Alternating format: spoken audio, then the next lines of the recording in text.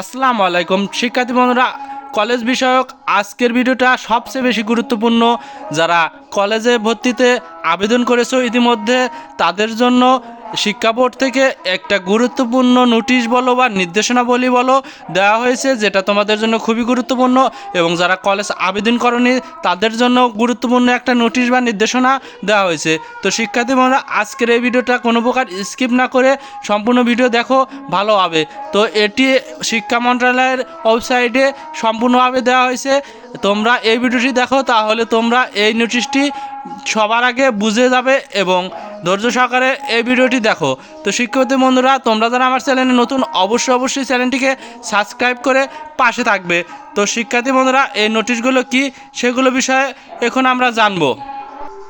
তো শিক্ষার্থী বন্ধুরা, একাদশ শ্রেণীতে স্মার্ট ভর্তি সিজন 24-25-এ যা বলা হয়েছে, সেই প্রথমে গুরুত্বপূর্ণ নিউজটি হচ্ছে তোমাদের আবেদন পোর্টালে 30 মে 2024 বেলা 3টা 30 পর্যন্ত 5,63,836 আবেদনকারী 30,94,175টি ইএসভিজি চয়েস দাখিল করেছেন এবং 5,40,064 আবেদনকারী পেমেন্ট সম্পন্ন করেছে। আবেদনকারীর করার সুবিধার্থে আবেদন ফি পরিশোধ না করা থাকলেও আবেদন করতে দেওয়া হয়েছে, এবং তবে সেক্ষেত্রে অবশ্যই আবেদন করার পরে নির্দিষ্ট সময়সীমার আগেই আবেদন ফি পরিশোধ করতে হবে।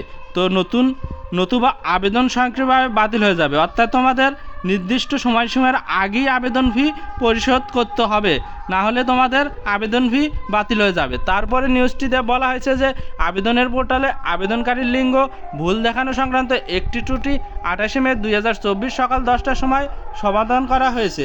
দয়া করে আবার দেখে নিন। আপনার ইউজার অ্যাকাউন্ট মোবাইল নম্বর অবশ্যই হালনাগাদ থাকতে হবে। মোবাইল SMS এর মাধ্যমে গুরুত্বপূর্ণ বার্তা পাঠানো হতে পারে।